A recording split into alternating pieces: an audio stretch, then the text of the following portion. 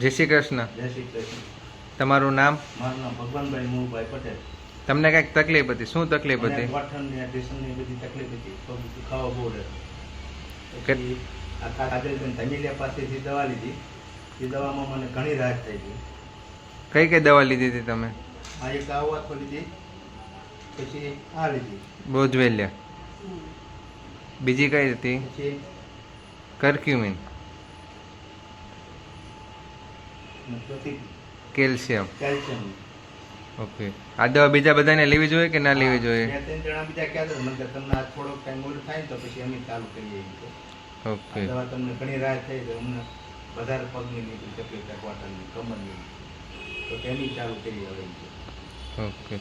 જોયું મિત્રો, કહો આ દવાથી બધાને બહુ સારું રિઝલ્ટ મળે છે, જેથી કરીને આ દવા બધાને ફરજિયાત લેવી પડે. આ દવાની કોઈ આડઅસર કે કોઈ સાઈડ ઇફેક્ટ નથી.